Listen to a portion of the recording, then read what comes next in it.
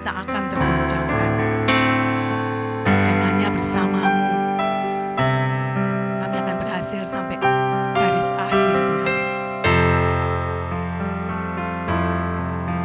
Teruslah bersama kami, Tuhan. Tuntun kami.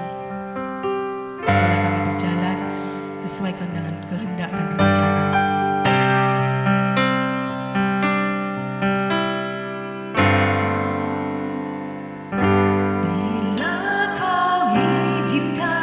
Sesuatu terjadi,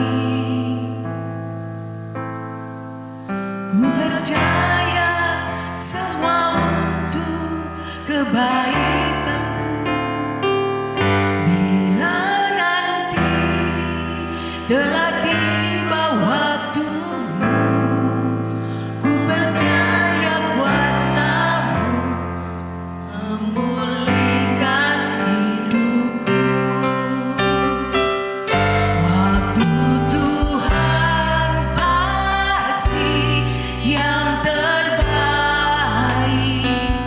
walau kadang tak mudah dimengerti. Lewati cobaan,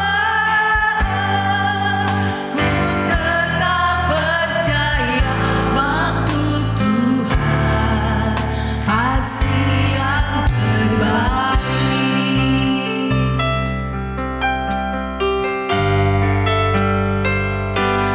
Bila Kau izinkan sesuatu terjadi,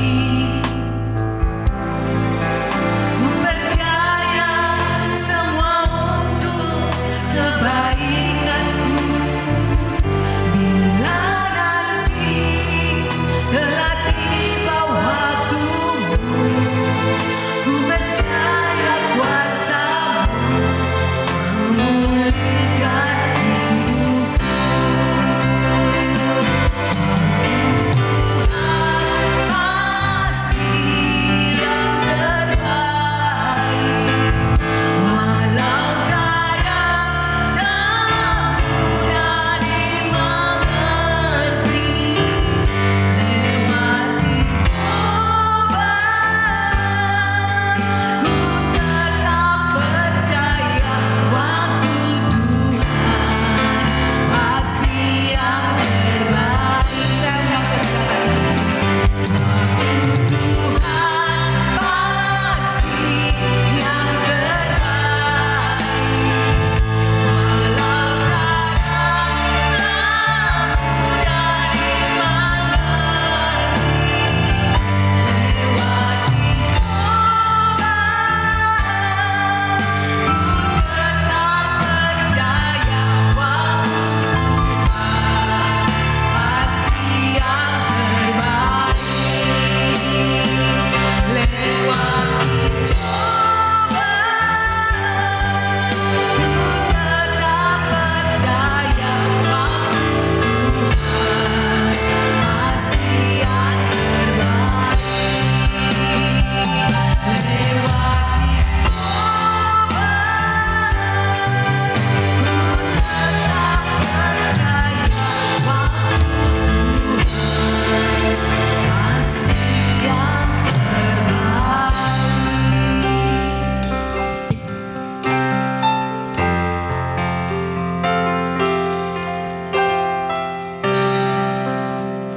Bapa, kami bersyukur buat kesempatan dan waktu yang Kau berikan kepada kami.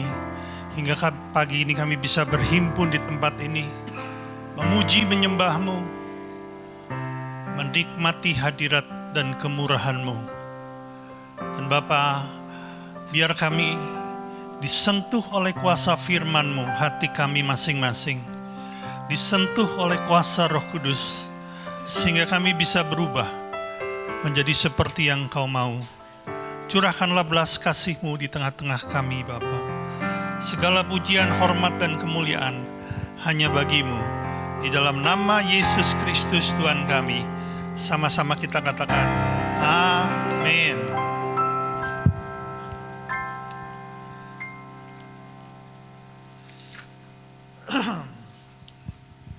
Shalom. Shalom kepada rekan-rekan yang mengikuti secara online. Senang saya bisa berjumpa kembali di tempat ini dengan saudara dalam kondisi yang baik. Kalau nggak salah 4 minggu ya kita nggak ketemu. Ya yang saudara dengar, saya kena COVID, istri saya kena COVID, anak saya yang besar juga kena COVID, saudara.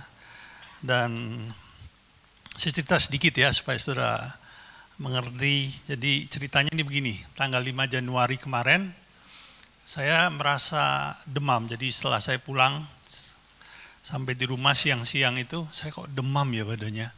Lalu mulai meriang, badan saya juga mulai sakit-sakit. Pikiran saya nggak COVID waktu itu. Tapi tiba-tiba istri saya bilang, "Pak, aku ini demam juga," gitu.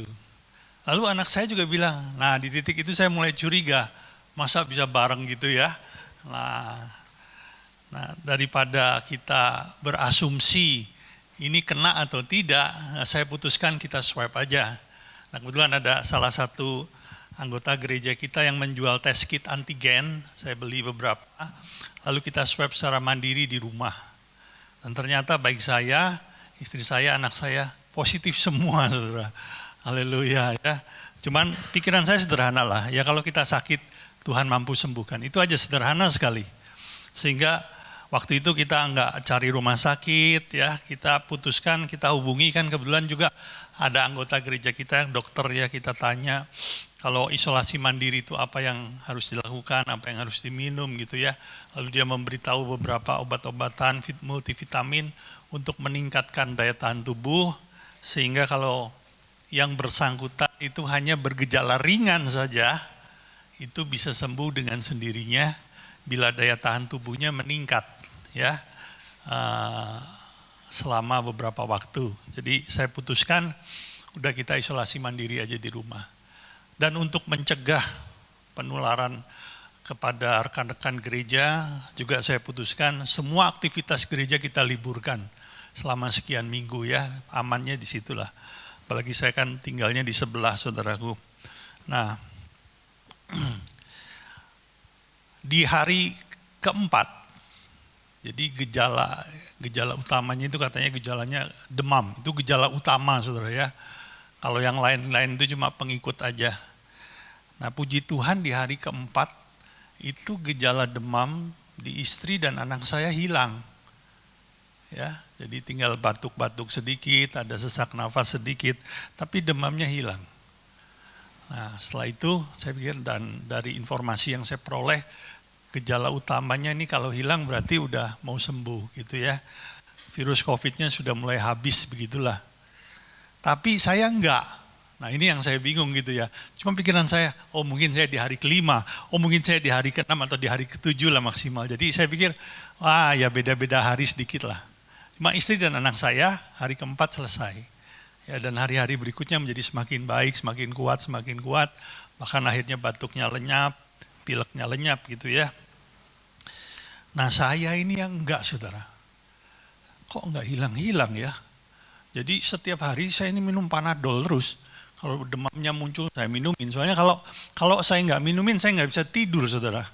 Demam, badan meriang, badan linu-linu kan susah tidur, enggak enak. Dan kalau kita tidak tidur, ya daya tahan tubuh kita enggak meningkat dengan baik gitu ya. Jadi saya minumin Panadol terus-menerus. Sampai ada satu hari itu ada seorang rekan yang mengirimkan kepada saya oximeter. Saudara tahu oximeter ya? Alat kecil yang ditaruh di jari kita untuk mengukur kadar oksigen dalam darah. Nah waktu itu diukur, ternyata kadar oksigen dalam darah saya sudah di bawah normal saudara. Walaupun saya tidak merasa apa-apa. Dan itu terus turun sedikit demi sedikit, sampai akhirnya turun di bawah 90. Nah saya mulai sesak. Mulai sesak itu saya mulai saya beli tabung oksigen sendiri, saya pasang sendiri di rumah. Dan waktu saya pasang, kadar oksigen dalam darah saya mulai naik ke tingkat yang normal lagi. Cuma waktu itu kita tahu ada Dr. Oli juga di gereja kita. Dr. Oli bilang, nggak boleh Har, itu harus ditangani. Lebih baik kamu ke rumah sakit di opname aja. Harus ditangani, berarti paru-parunya sudah ada masalah itu. Ya, singkat cerita saya ke rumah sakit, ditangani, difoto, dan setelah difoto didapati di paru-paru itu sudah ada pneumonia atau sudah ada radang. Nah ini sudah masalah ini katanya, ini harus ditangani.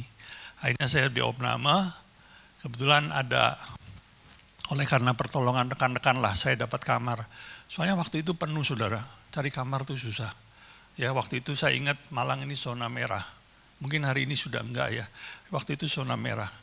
Dan saya dirawat di situ. Hari pertama itu sudah harus pakai oksigen juga. Ada fotonya, tolong. Ada fotonya nih, saudara. Lah, ya, gitu. Jadi saya tertanam di ranjang rumah sakit kan harus pakai itu. Paling saya lepas kalau saya ke kamar mandi. Ya, setelah itu pakai lagi. Nah, di situ saya harus pakai oksigen. Boleh dihilangkan? Oke. Saudara, mungkin karena COVID ini pandemi dunia ya, jadi obat-obatannya pun bermacam-macam. Itu kalau pagi saudara, saya minum obat itu 22 butir. Nggak tahu itu apa aja tuh. 22 butir itu pagi itu paling banyak.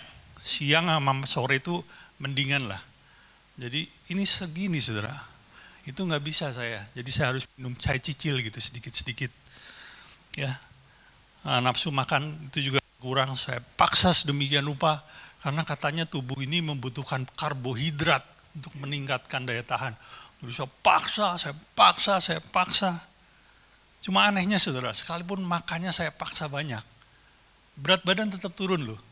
Ya, jadi hari ini saya langsing, ya, saya ini hari ini beratnya 73 kilo. Sebelum masuk rumah sakit berat saya 77.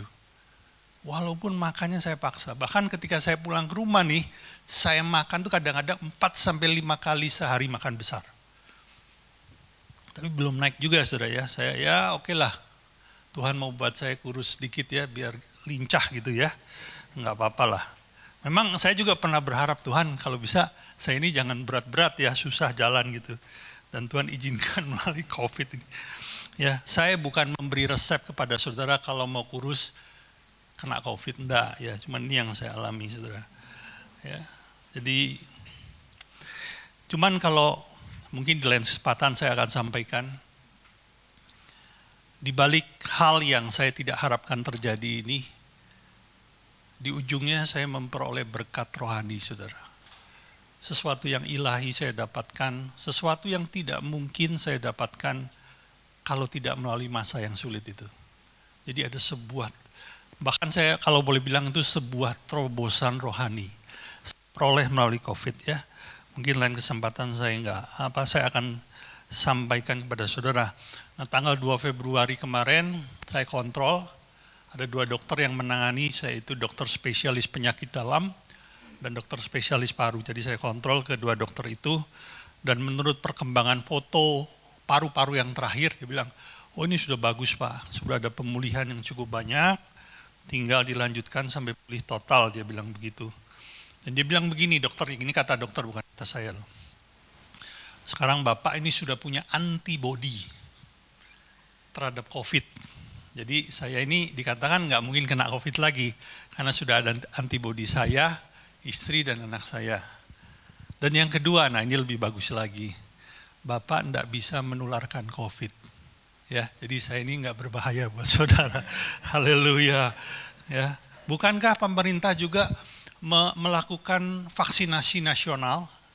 Saya berharap nanti waktu vaksinasi bagi saudara yang belum kena COVID, saudara harus vaksin selama dalam batas umur yang diizinkan. Kalau nggak salah maksimal sampai 60 tahun. Vaksin aja. Sekalipun saya mendengar di luar sana ada beberapa rekan-rekan Kristen yang menolak untuk divaksin.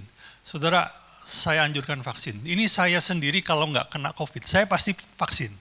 Cuma karena sekarang sudah kena COVID, saya dilarang untuk terima vaksin. Ya percuma juga kan tujuan vaksin untuk memperoleh daya tahan. Selain itu tujuan vaksin itu supaya saudara itu tidak menularkan ke orang lain saudara. Ngerti ya? Nah di titik itu bila mana terjadi 70% rakyat Indonesia yang tervaksin, maka muncul yang namanya herd immunity atau kekebalan komunitas, di mana akhirnya penularan bisa berhenti.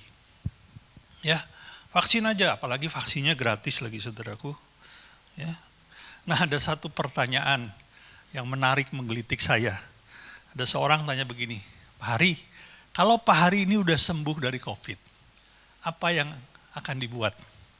Ini kenapa menggelitik saudara?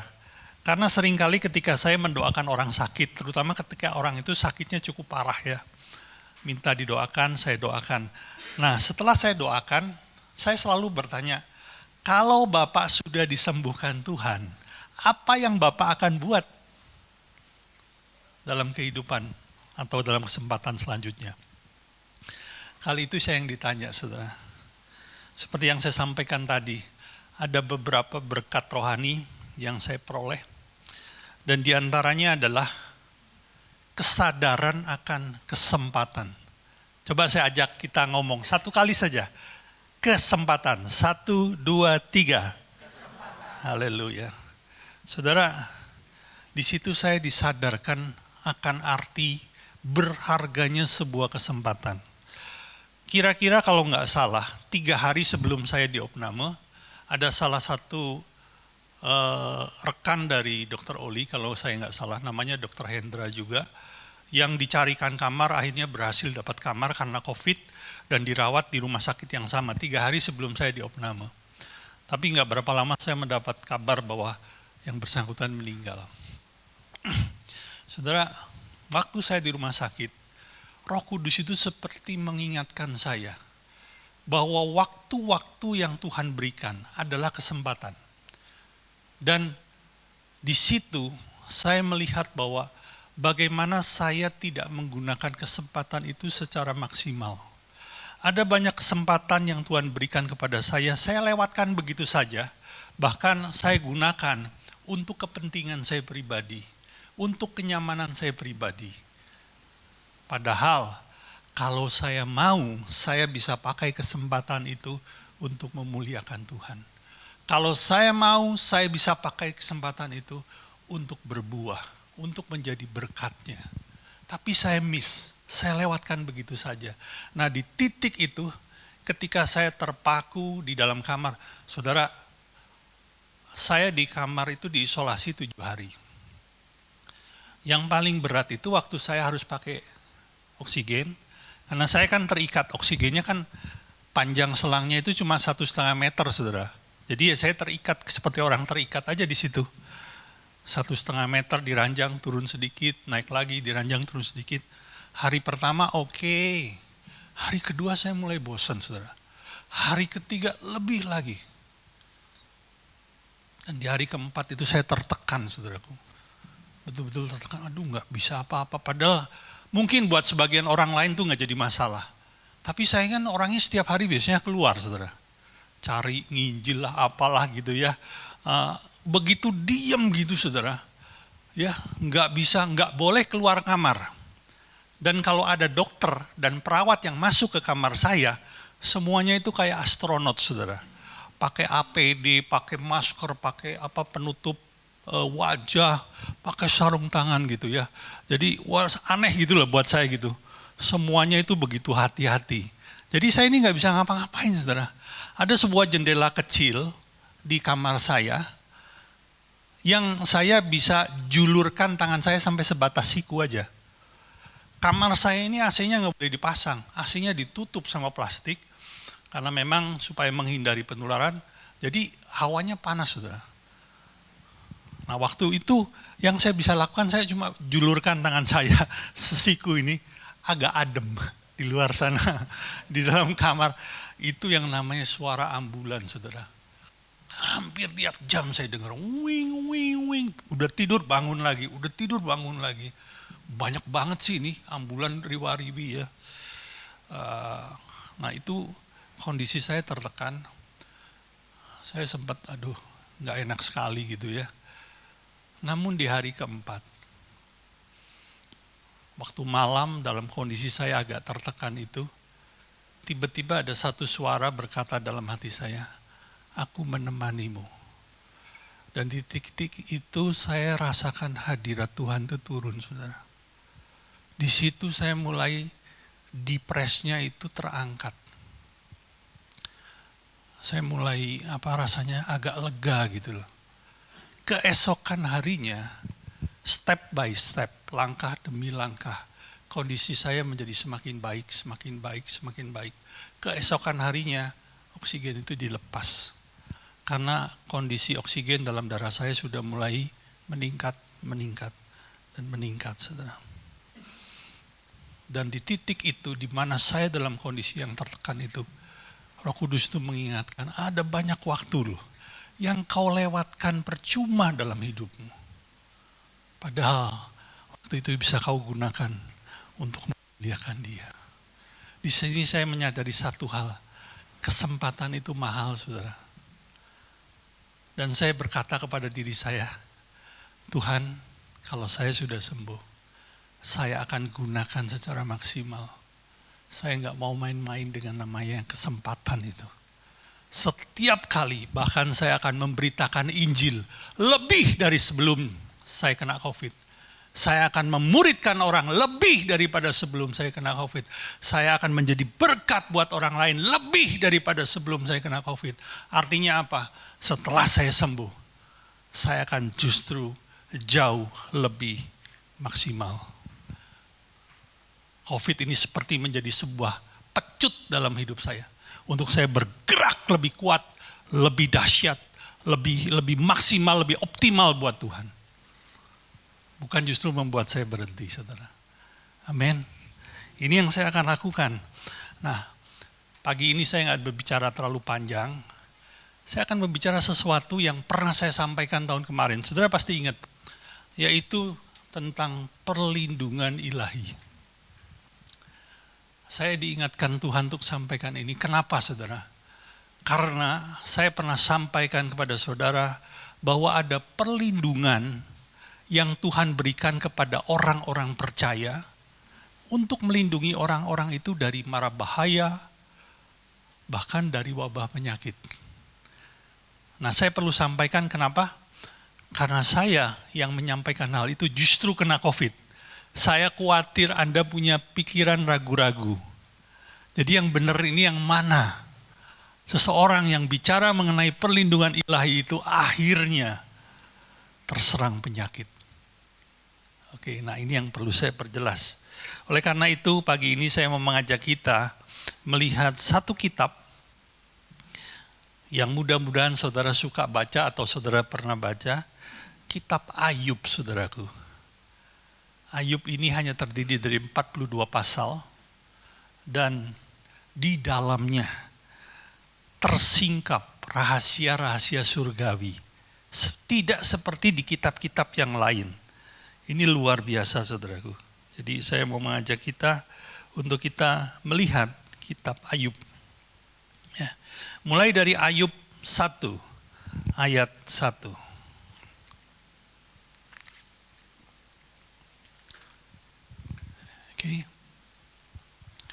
Ayat 1. Bunyinya demikian. Ada seorang laki-laki di tanah Uz bernama Ayub. Orang itu saleh, jujur, ia takut akan Allah dan menjauhi kejahatan. Saudara, kalau saudara pernah membaca kitab Ayub dari pasal pertama sampai tuntas, saudara tidak akan mendapati petunjuk waktu. Ayub ini hidup pada tahun berapa? Tidak ada. Bahkan isi dari kitab ini banyak diisi dengan seakan-akan dengan puisi demi puisi. Sebenarnya bukan puisi ya, tapi sebuah jawaban, sebuah pemikiran, sebuah pengenalan yang dimiliki Ayub terhadap Allahnya. Ya, nah itu yang diungkapkan. Tapi ada satu hal yang ditekankan berulang-ulang, yaitu bahwa Ayub ini adalah orang yang saleh, jujur, takut akan Allah dan menjauhi kejahatan. Ini ditekankan berulang-ulang.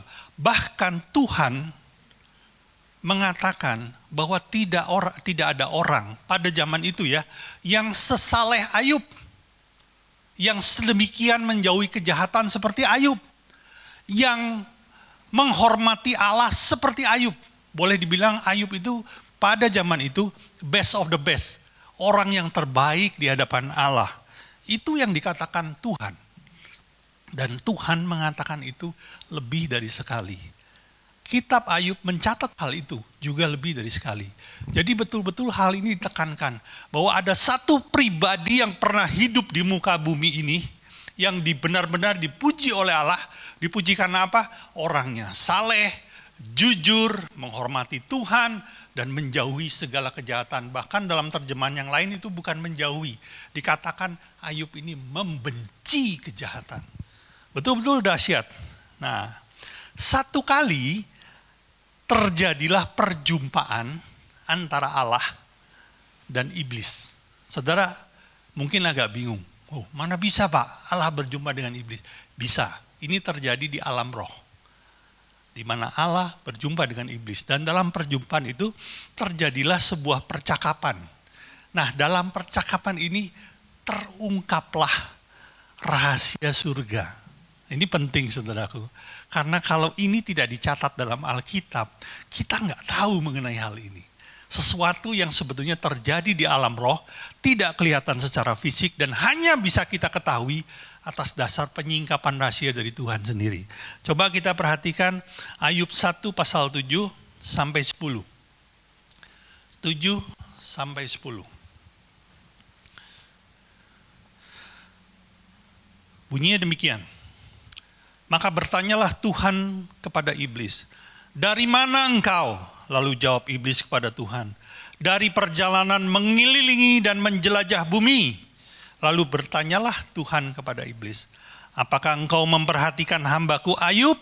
Nah, perhatikan jawabnya, sebab tiada seorang pun di bumi seperti dia. Loh, Tuhan sendiri loh yang mengatakan. Jadi memang pada zaman itu, Ayub itu best of the best, yang terbaik. Yang demikian saleh dan jujur, yang takut akan Allah dan menjauhi kejahatan. Nah, perhatikan jawab si iblis. Ini penting. Lalu jawab iblis kepada Tuhan, apakah dengan tidak mendapat apa-apa Ayub takut akan Allah? Iblis mau bilang begini ya, supaya mudah dimengerti. Loh, Ayub kan begitu saleh, begitu menghormati engkau, karena ada yang kau berikan dalam hidup Ayub.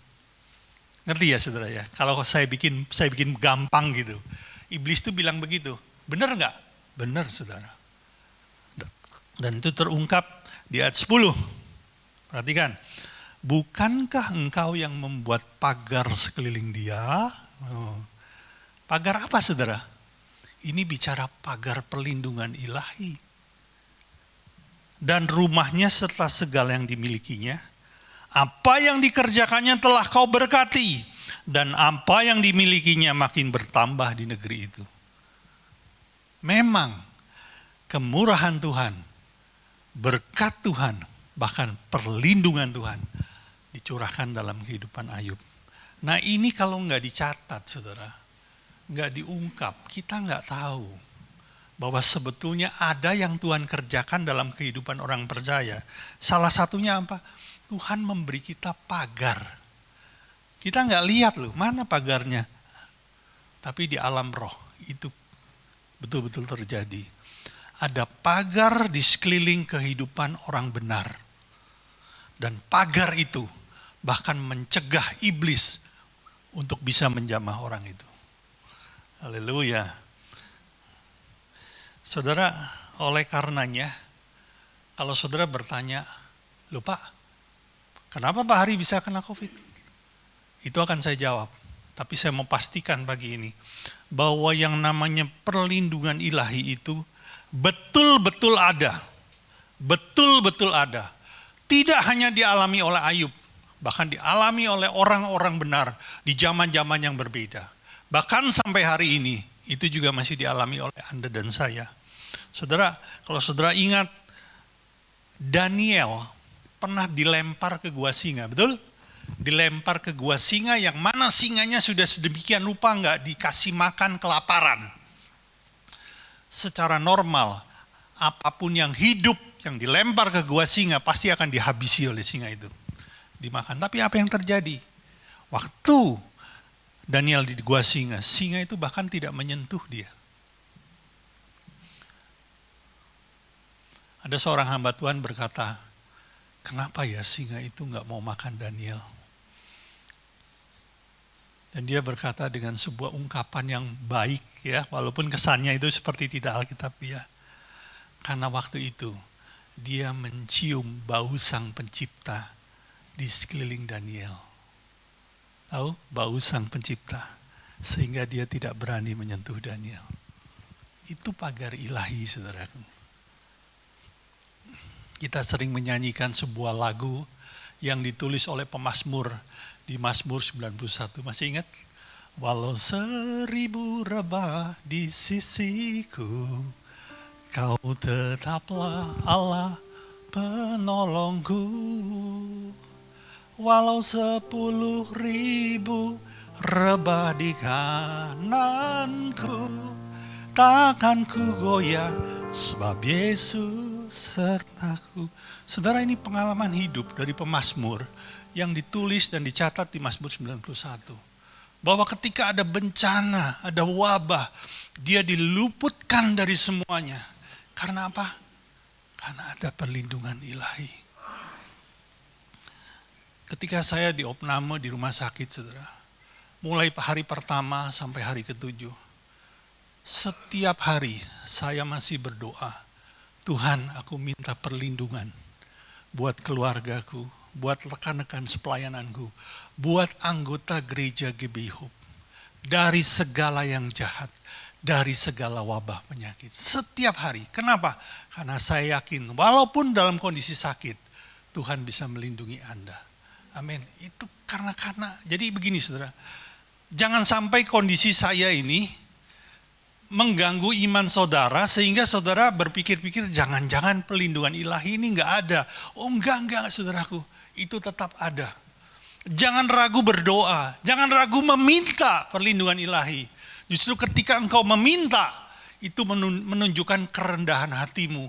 Kita sadar benar bahwa kita bisa terlindungi dari segala mara bahaya hanya karena Dia, bukan oleh karena kekuatan kita sendiri, saudara. Beberapa hari setelah saya keluar dari rumah sakit, ketika tubuh saya mulai kuat, saya ada kesempatan makan siang dengan seorang kawan baik, saudara. Maaf, saya nggak bisa sebut namanya ya, dia orang Malang sini. Kita makan siang, selama 2 jam kita ngobrol, ya dia juga kangen mungkin sama saya, tanya kondisi dan bagaimana gitu ya. Dan nah lucunya, saudara, dia bilang begini, Har, aku ini mau minta maaf loh sama kamu. Loh emang kenapa? Begini, Har. Bulan Mei tahun 2020. Itu kan sudah lama ya. Itu sudah lama, sudah 7-8 bulan yang lalu. Bulan Mei 2020. Saya ini kena COVID. Tapi karena kebutuhan keluarga, karena kemampuan ekonomi saya nggak ngomong siapa-siapa, saya juga nggak memeriksakan diri ke dokter, saya juga nggak merawat apalagi diopname di rumah sakit. Jadi saya di rumah aja, tapi saya harus keluar karena saya harus kerja, saya harus keliling kemana-kemana. Dan waktu itu, ingat nggak, kamu pernah mengajak saya makan siang, harusnya saya tolak. Waktu itu saya dalam kondisi betul-betul positif, harusnya saya tolak. Tapi saya terima ajakanmu, kita makan siang sama-sama, kita ngobrol selama 2-3 jam di sana, tanpa kamu tahu, saya sedang positif COVID. Artinya apa? Orang ini punya potensi menularkan kan? Mei 2020. Tapi saya pulang dalam kondisi sehat, nggak ada masalah. Sampai orang itu ngomong, baru saya tahu loh. Perhatikan saudara, ini saya bukan menakut-nakuti. Orang yang seperti itu, di sekeliling kita itu banyak. Apalagi kalau orang itu tidak merasakan gejala. Orang itu merasa tubuhnya sehat-sehat saja, padahal ada COVID di dalamnya. Orang seperti itu banyak, saudara. Saya jamin kalau Anda keluar dari pagi sampai malam, paling tidak Anda ketemu 1 di jalan. Berpapasan atau bagaimanapun. Paling tidak Anda pasti ketemu. Orang itu tidak mungkin memeriksakan dirinya ke rumah sakit atau ke dokter. Wong dia nggak merasa apa-apa, betul nggak? Karena dia OTG, tapi dia punya kemampuan untuk menularkan. Itu banyak dan tidak terdata, saudara. Artinya begini ya, kalau hari ini Anda dalam kondisi yang sehat, di mana COVID ini sudah berjalan 1 tahun lebih. Oh, itu kemurahan Tuhan, saudara. Itu perlindungan ilahi. Ya, saya mau sampaikan kepada Anda, perlindungan ilahi itu ada. Dan jangan ragu untuk memintanya. Jangan ragu, saudaraku. Nah, pertanyaan berikutnya, loh Pak, kalau begitu kenapa Bapak bisa tertular COVID? Ya, ini pertanyaan yang bagus, saudara. Betul nggak? Bukankah ada perlindungan ilahi? Nah, kita lihat apa yang dialami Ayub. Setelah perjumpaan antara iblis dengan Tuhan, terjadilah percakapan seperti yang saya bacakan tadi. Perhatikan ayat yang ke-12, saudaraku. Atau mulai ayat 11 deh, supaya jelas ya. Ini iblis bilang gini, ulurkanlah tanganmu dan jamahlah segala yang dipunyainya, ia pasti mengutuki engkau di hadapanmu. Ayat 12, maka firman Tuhan kepada iblis, nah, segala yang dipunyainya ada dalam kuasamu, hanya janganlah engkau mengulurkan tanganmu terhadap dirinya. Kemudian pergilah iblis dari hadapan Tuhan. Pergi kemana, saudara? Dia pergi ke Ayub. Kenapa dia pergi ke Ayub? Karena pada saat Tuhan berkata, segala yang dipunyainya sekarang ada dalam kuasamu. Apa yang terjadi, saudara? Di saat itu, oleh seizin Allah, pagar yang ada di sekeliling kehidupan Ayub diangkat. Saudara mengerti? Diangkat. Bukan karena iblis terlalu sakti sehingga dia bisa mendatangkan bencana kepada Ayub. No. Tapi karena pada saat itu, hanya pada saat itu, Allah mengangkat pagar itu yang mengakibatkan iblis bisa mendatangkan bencana dalam kehidupan Ayub. Itu yang terjadi, saudaraku. Kita perlu mengerti bahwa ada satu masa, ada satu momen, ada satu waktu di mana oleh karena kebijaksanaan Allah, dia angkat pagar yang selama itu melindungi saya, melindungi Anda. Diangkat. Termasuk ketika diizinkannya COVID masuk ke dalam tubuh saya. Loh, saudara mungkin bertanya begini, Pak, masa Tuhan punya rencana seperti itu sih?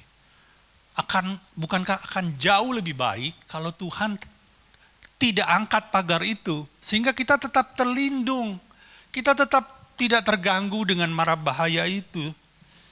Saya setuju dengan Anda. Tapi sekali lagi, ada sebuah kebijaksanaan ilahi yang kita tidak bisa jangkau. Di mana sebetulnya, mungkin sudah berkata, Tuhan kok seperti itu, Tuhan kok jahat. Oh, Tuhan itu terbujuk, tertipu dengan rayuan iblis. Jangan-jangan begitu ya Pak ya. Oh, enggak. Allah itu luar biasa. Sekalipun memang iblis pada saat itu berusaha, sedang merayu Allah, kelihatannya iblis berhasil. Tapi tahukah saudara, segala sesuatunya masih dalam kontrol ilahi. Saudara, ada sesuatu, ini ketika saya membaca kitab Ayub sampai selesai, ada sesuatu yang Tuhan sedang coba berikan kepada Ayub. Dan itu adalah sebuah berkat rohani yang luar biasa, yang melebihi dari berkat materi, berkat emas dan perak, atau berkat apapun yang kita bisa peroleh di dunia. Itu Tuhan sedang coba berikan kepada Ayub, dan itu hanya bisa diberikan ketika pagar itu diangkat. Saudara, Tuhan izinkan pagar itu terangkat dalam kehidupan Ayub. Pertama untuk apa?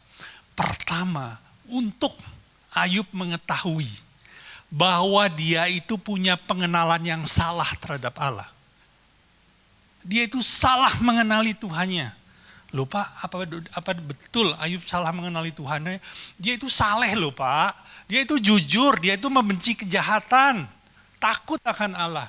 Kita lihat ya. Ayub kehilangan harta.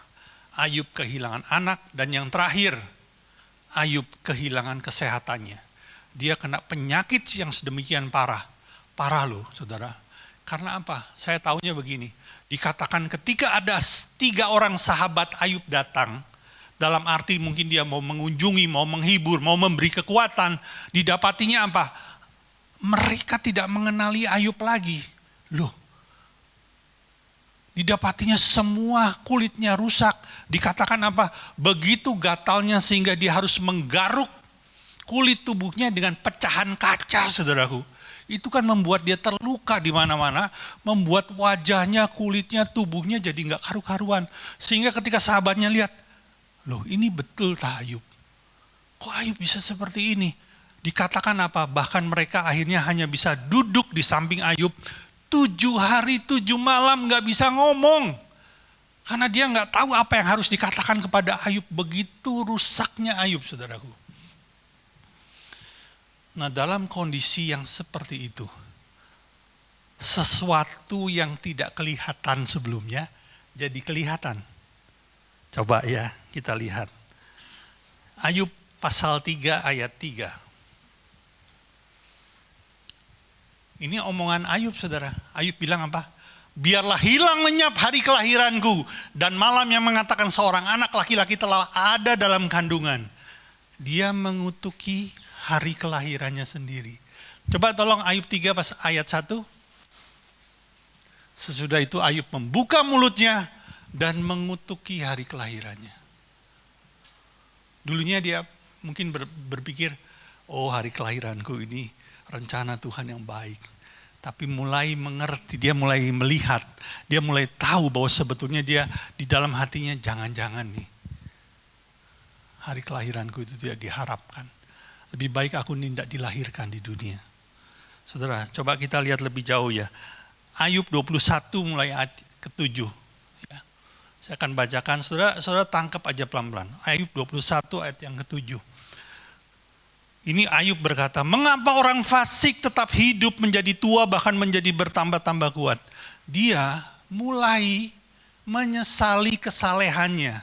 Dia mulai menyesali ibadahnya kepada Allah. Selama ini yang dia jaga demikian setia. Dia bilang orang fasik itu orang yang tidak mengenal Allah. Hidup menjadi tua bahkan menjadi bertambah kuat. Ayat 8. Keturunan mereka tetap bersama mereka, anak cucu mereka diperhatikan. Maksudnya anaknya Ayub 10-10-nya kan mati.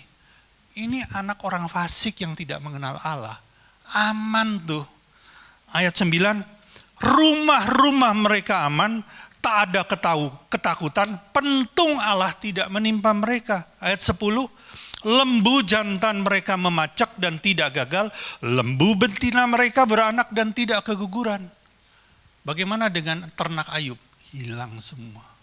Ribuan ternak Ayub lenyap.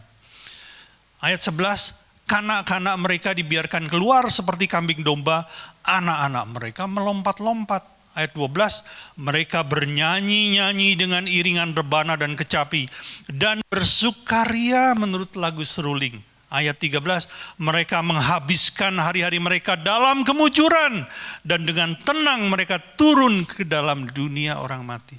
Perhatikan ayat 14. Tetapi kata mereka kepada Allah, kata orang fasik itu kepada Allah, pergilah dari kami tidak suka mengetahui jalan-jalanmu. Padahal Ayub hidup di dalam jalan-jalan Tuhan. Di titik ini, di titik yang terendah dalam kehidupannya, Ayub mulai mengatakan hal-hal yang salah tentang Allah. Saudara mengerti?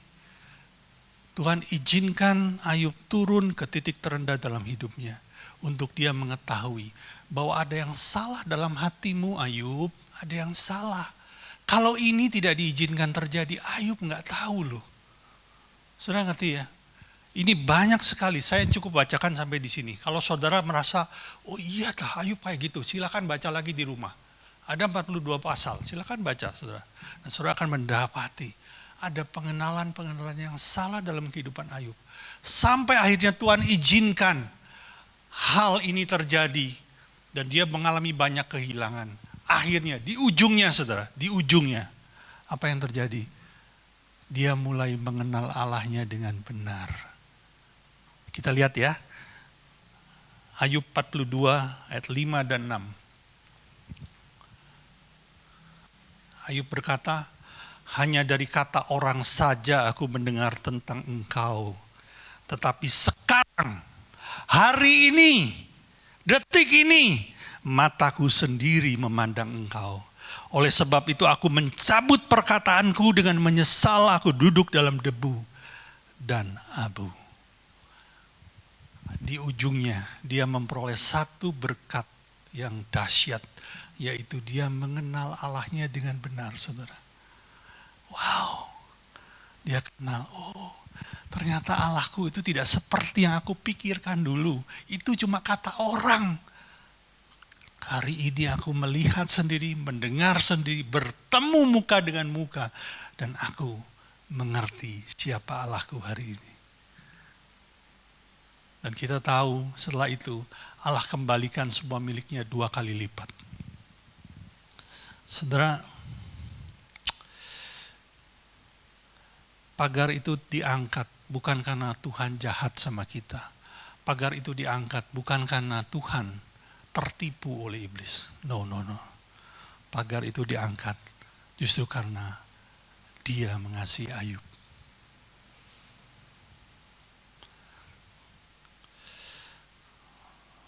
Sekali lagi saya akan coba pada kesempatan yang lain saya akan sampaikan berkat apa yang saya peroleh ketika saya diizinkan mengalami COVID.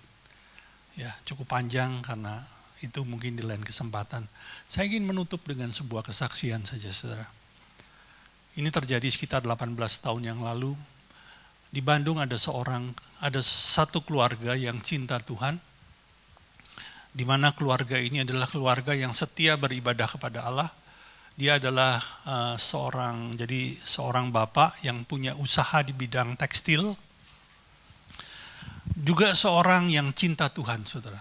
Beribadah dengan setia, suka berdoa, membaca Alkitab, hidup di dalam jalan-jalan Tuhan. Punya istri dan punya 2 orang anak yang masih kecil. Nah, mereka bukan hidup tanpa masalah. Kadang-kadang masalah datang dalam kehidupan mereka, tapi selalu mereka bisa selesaikan dengan baik. Apalagi bapak ini juga punya keuangan yang cukup baik ya, jadi banyak hal dia bisa selesaikan. Namun satu hari, saudaraku, seakan-akan seperti pagar yang selama ini ada dalam kehidupan melindunginya, itu diangkat oleh Tuhan. Di mana bapak ini mengalami sebuah penyakit dan dia berobat ke dokter, lalu dokter menyarankan dia diopname di rumah sakit dan dia taati semuanya. Namun entah kenapa kondisinya dari hari ke hari semakin turun. Dan itu membawa pengaruh kepada organ-organ penting lainnya. Fungsi jantungnya terganggu, fungsi hatinya terganggu, fungsi ginjalnya terganggu. Itu mulai menurun. Sampai pada akhirnya dia lumpuh dan tidak bisa berjalan. Lalu dokter berkata kepada keluarganya, mohon maaf, secara medis kelihatannya sudah tidak ada harapan. Anda boleh bawa pulang atau Anda boleh tetap tinggalkan dia di sini. Kita akan berusaha mengurangi gejala-gejalanya saja, tapi sebetulnya kita sudah tidak mampu untuk menyembuhkan. Dia bilang begitu. Bapak ini masih dalam keadaan sadar, tidak koma, dan dia bertanya-tanya di dalam hatinya, Tuhan kenapa? Tuhan kenapa Engkau izinkan ini? Tuhan kenapa? Bertanya-tanya di malam-malam di mana dia sudah mengerti bahwa sudah tidak ada harapan lagi. Sampai pada satu titik dia bilang begini sama Tuhan, Tuhan, Engkau tahu 2 orang anakku itu masih kecil dan mereka membutuhkan kehadiranku, Tuhan. Kenapa Tuhan tidak sembuhkan aku? Tidak ada jawaban, saudara. Sampai pada satu malam dia mendengar sebuah suara dalam hatinya yang bertanya seperti ini, apakah engkau percaya kalau engkau meninggal, aku mampu memelihara anak dan istrimu? Di situ dia nggak bisa ngomong, saudara. Dia diam dan akhirnya dia meneteskan air mata. Terus dia bilang, iya, aku nggak percaya. Aku nggak percaya, Tuhan. aku belum bisa percaya sampai ke titik itu. Dan setelah itu Tuhan tidak berbicara lagi. Malam-malam selanjutnya dia hanya bisa merenungkan pertanyaan Tuhan itu. Dia hanya bisa renungkan. Dan ketika kondisinya semakin menurun, bahkan untuk duduk pun dia sudah gak mampu. Dia bilang begini sama Tuhan, Tuhan, tapi aku mau belajar untuk bisa percaya sampai ke titik itu. Terjadilah seperti yang kau kehendaki. Dia cuma bilang begitu saja. Dan hari berikutnya, Bapak ini kehilangan kesadaran, saudaraku. Dokter bilang, ya memang begitu. Mungkin nggak lama lagi beliau akan meninggal. Tapi ternyata istrinya nggak patah semangat. Kebetulan beberapa hari kemudian di Bandung ada KKR, Kebaktian Kebangunan Rohani, yang dipimpin oleh seorang hamba Tuhan dari Kanada bernama Peter Yongren.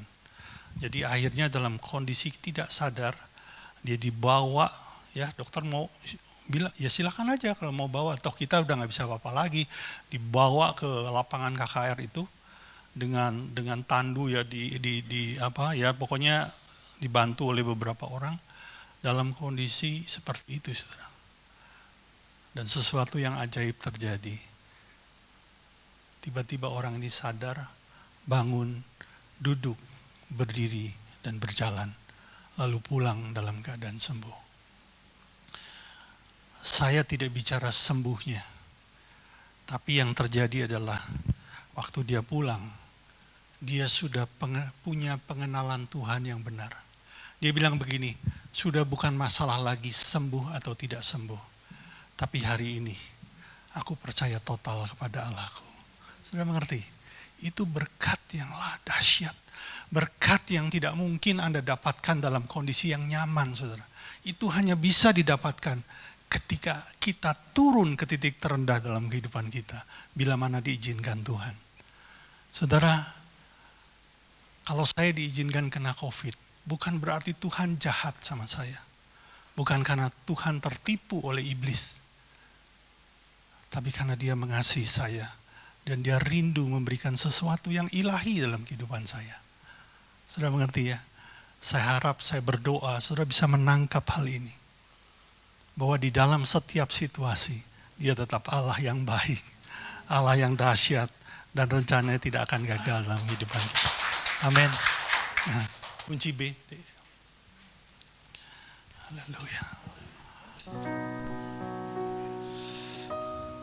Terima kasih Tuhan. Sepanjang hidupku kau setia. Sepanjang hidupku kau sungguh baik. Selama nafasku masih ada, ku nyanyikan kebaikan. Oh Tuhanku, oh Tuhanku, kasih-Mu tak pernah gagal.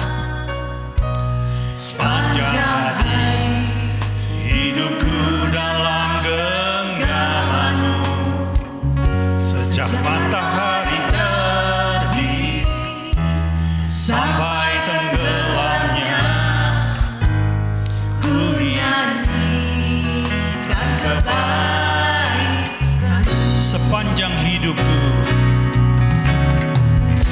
sepanjang hidupku kau setia. Yes Lord. Sepanjang hidupku kau sungguh baik.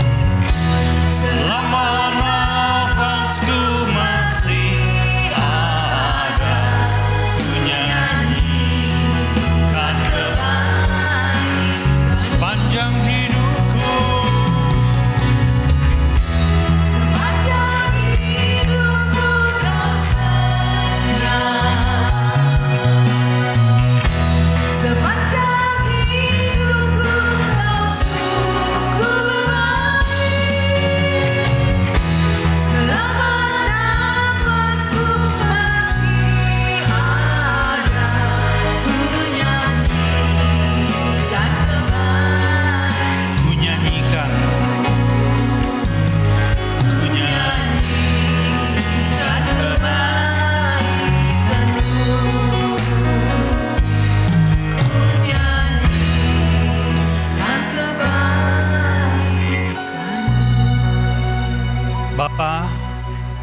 sepanjang hidupku, sampai aku dipanggil pulang, bahkan sampai di dalam kerajaan-Mu, kebaikan-Mu akan terus kunyanyikan, karena Engkau Allah yang sungguh baik dalam hidup kami.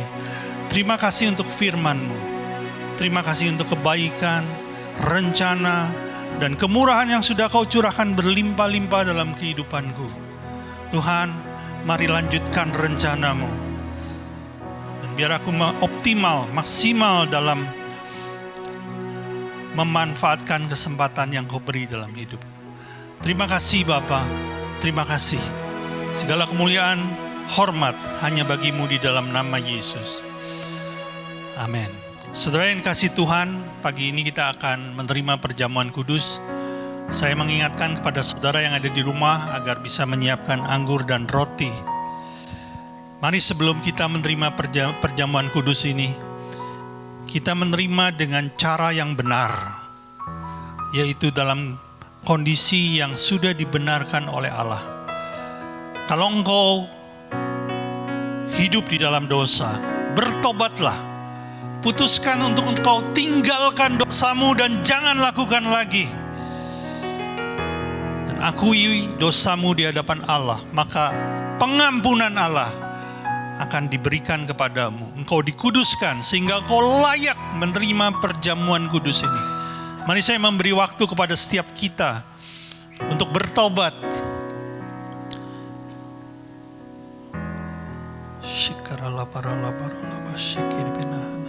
Terima kasih Bapa. Terima kasih Bapa. Thank you Lord. Thank you Lord. Terima kasih Tuhan. Terima kasih. Kau sungguh baik. Terima kasih untuk setiap pengampunan yang Kau berikan kepada kami ketika kami bertobat dan mengakui dosa kami di hadapan-Mu. Kami siap untuk menerima perjamuan kudus. Mari hamba-hamba Tuhan bisa membagikan anggur dan roti. Sepanjang hidupku Kau setia, Sepanjang hidupku Kau sungguh baik. Selama nafasku masih ada, ku nyanyikan kebaikan-Mu.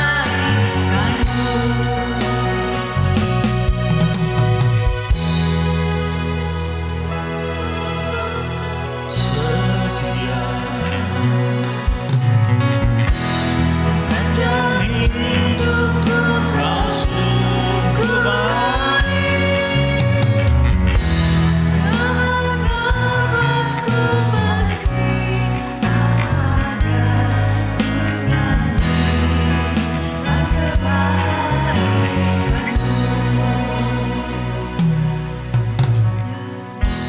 Terima kasih Tuhan. Mari bagi setiap kita yang sudah menerima anggur dan roti, kita bangkit berdiri.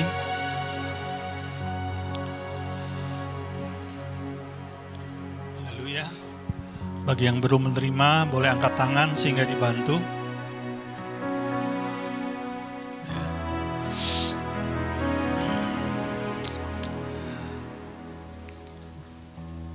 Dan kita angkat roti di atas kepala kita. Sebab apa yang telah kuteruskan kepadamu telah aku terima dari Tuhan, yaitu bahwa Tuhan Yesus pada malam waktu Ia diserahkan mengambil roti dan sudah itu Ia mengucap syukur atasnya. Ia memecah-mecahnya dan berkata, inilah tubuhku yang diserahkan bagi kamu. Perbuatlah ini menjadi peringatan akan aku. Jemaat yang dikasihi Tuhan, bukankah roti yang kita pecah-pecahkan ini adalah persekutuan kita dengan tubuh Kristus? Mari kita makan di dalam namanya.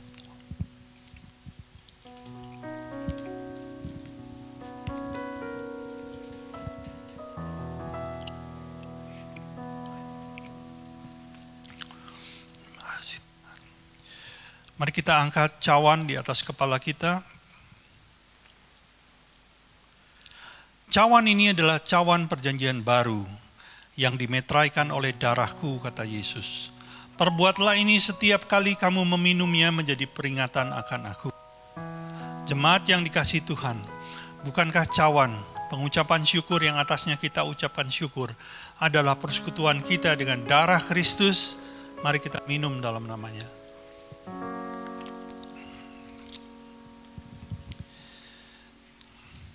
Sepanjang hidupku kau setia, Sepanjang hidupku kau sungguh baik, selama nafasku masih ada, ku nyanyikan kebaikanmu. Terima kasih Tuhan. Bapa, sekali lagi kami mengucap syukur buat firman-Mu, buat karya salib-Mu, dan buat perjamuan kudus pada pagi ini. Terima kasih Bapa, hidup kami adalah milik-Mu. Lakukanlah apa yang Kau mau, sampai segala rencana-Mu tuntas dalam kehidupan kami. Segala pujian dan hormat dan kemuliaan hanya bagi-Mu. Di dalam nama Yesus sama-sama kita katakan, amin. Silakan duduk Bapak Ibu, kita akan mendengarkan pengumuman.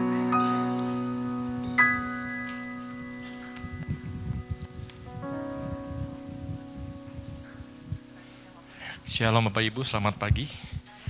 Saya akan bacakan pengumuman. Bagi yang ingin ikut ibadah tatap muka seperti saat ini, untuk minggu depan, diharapkan mendaftar lebih dahulu di dalam grup WA. Tinggal diisi aja, kita batas 35 orang ya. Yang kedua, bagi teman-teman yang tidak hadir tatap muka, tetap bisa mengikuti ibadah ini secara online atau YouTube sekitar jam 2 siang nanti. Dan linknya akan diinformasikan di grup. Nah, berikutnya, seperti biasa, setiap malam jam 8 malam dianjurkan oleh Pak Gembala untuk kita bersama keluarga membangun mesbah. Mesbah doa, kita bawa anak-anak kita doa. Kita merekakan hati kita kepada Tuhan untuk membangun hubungan lebih dalam lagi sama Tuhan. Itu aja, mari kita doa untuk persembahan. Terima kasih Bapa untuk segala kemurahan-Mu dalam hidup kami. Saatnya Tuhan kami ingin memberi untuk kemuliaan Engkau Bapa. Kami siap untuk memberi dalam nama Yesus. Haleluya, amin.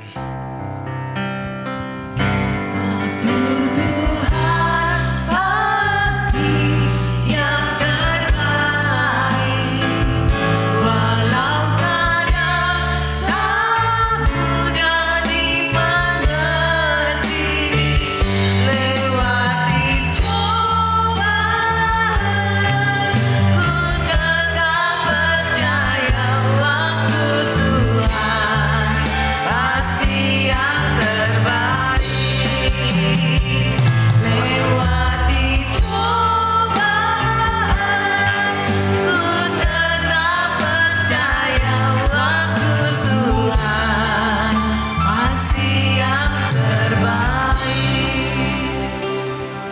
Saya minta Bapak Ibu untuk bangkit berdiri. Kita akan mengakhiri ibadah dengan doa penutup. Terima kasih Bapa, segala pujian, segala syukur kami naikkan di hadapan-Mu Tuhan. Terima kasih kalau sampai saat ini kami masih boleh beribadah, memuji Engkau. Kami boleh berhimpun di tempat ini Tuhan. Semua karena kemurahan-Mu dalam hidup kami Bapa. Kami boleh memuji Engkau, sebab Engkau yang layak kami puji Tuhan. Terima kasih Bapa untuk firman-Mu yang telah Kau taburkan dalam hati kami. Ajar kami percaya Tuhan bahwa Engkau selalu ada di samping kami. Sekalipun dunia bergelora di hadapan kami, ajar kami bergantung kepada Engkau Tuhan. Karena kami tahu Engkau baik dalam hidup kami. Terima kasih Bapa untuk hamba-Mu yang telah menyampaikan isi hati-Mu. Pakai hamba-Mu lebih lagi untuk memimpin kami. Beri dia hikmat-Mu Tuhan. Kami juga minta hati hamba, hati gembala dalam hidupnya, yang tidak jemu-jemu menuntun kami Tuhan, menegur kami Bapa, untuk kami lebih dekat kepada Engkau Bapa. Terima kasih Bapa, beri kami hati Tuhan untuk melakukan apa yang Kau mau dalam hidup kami. Terima kasih Bapa, kalau kami boleh melayani Engkau WL, singer, pemain musik Tuhan. Kami tahu Tuhan, kami ada semua karena kebaikan-Mu dalam hidup kami. Ajar kami punya hati yang lebih tulus lagi Tuhan, lebih benar lagi Tuhan, untuk memuji-Mu, untuk menyembah Engkau Bapa, untuk melayani Engkau lebih lagi Bapa. Biar hanya nama-Mu yang kami tinggikan di tempat ini Bapa. Kami juga berdoa Tuhan untuk jemaat Tuhan yang telah setia beribadah bersama kami. Kau berkati studinya, Kau berkati pekerjaannya Bapa. Apapun yang dia kerjakan jadi mereka berhasil Tuhan. Dan nama Tuhan ditinggikan dalam hidup mereka Bapa. Terima kasih Bapa, terima kasih. Kami juga bawa bangsa ini ke dalam tangan-Mu. Kami minta pengampunan-Mu Tuhan atas apa yang diperbuat oleh bangsa kami. Kami berdiri di hadapan-Mu, ampunilah Indonesia Bapa. Curahkanlah hujan pertobatan, hujan keselamatan-Mu Tuhan. Biar dari Sabang sampai Merauke Tuhan, ada revival Tuhan di bangsa ini. Keadilan-Mu ditegakkan di bangsa ini Bapa. Kami juga memberkati Presiden kami Pak Jokowi. Diberkatilah Engkau Jokowi dengan hikmat Allah yang maha tinggi. Tuhan selalu menuntun Engkau di setiap langkah-langkah-Mu, setiap pengambilan keputusan. Tangannya yang kuat selalu menuntun Engkau. Terima kasih Bapa, kami memberkati Tuhan Presiden kami dari yang paling tinggi sampai yang paling rendah. Beri hati yang takut akan Engkau ada dalam hati mereka masing-masing Bapa. Oh terima kasih Bapa, terima kasih Tuhan Yesus. Kalau sebentar kami ingin pulang, kami rindu Engkau memberkati kami Bapa. Mari kasih Tuhan, kita angkat kedua tangan kita, arahkan mata hatimu kepada Tuhan. Diberkatilah Engkau berlimpah-limpah dengan segala yang terbaik dari Allah Bapa, kasih-Nya yang sempurna di dalam Yesus Kristus, dan kekuatan, penghiburan, pertolongan Roh Kudus memampukan engkau untuk hidup di dalam segenap kehendak-Nya.